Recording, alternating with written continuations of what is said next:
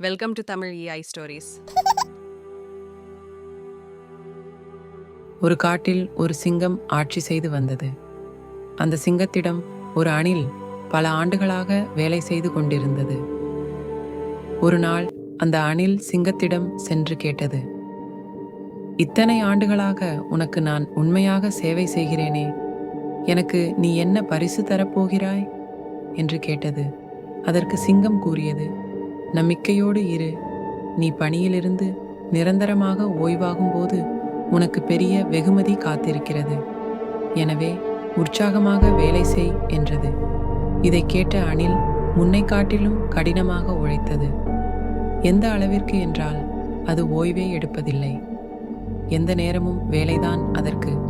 ஆனால் ஒரு நாள் அணில் பணியிலிருந்து நிரந்தரமாக ஓய்வு ஆகும் நாள் வந்தது. சிங்கம் அதன் வாக்கை கைப்பற்றியது. ஒரு கூடை நிறைய அணிலுக்கு பிடித்த அக்ரூட் கொட்டைகளை அன்பளிப்பாக கொடுத்தது. மகிழ்ச்சியுடன் வீடு திரும்பிய அணிலுக்கு அப்புறம்தான் ஞாபகம் வந்தது. தனக்கு பற்கள் விழுந்துவிட்ட விஷயமும், தனக்கு மிகவும் பிடித்த இந்த அக்ரூட் கொட்டைகளை தன்னால் இனி எப்பொழுதும் சாப்பிட இயலாது என்பதும். மோரல் ஆஃப் த ஸ்டோரி: மற்றவர்களின் வாக்குறுதிகளையும் எதிர்கால வெகுமதிகளையும் கண்மூடித்தனமாக நம்பாதீர்கள். நிகழ்காலத்தில் நிறைவையும் மகிழ்ச்சியையும் தேடுங்கள்.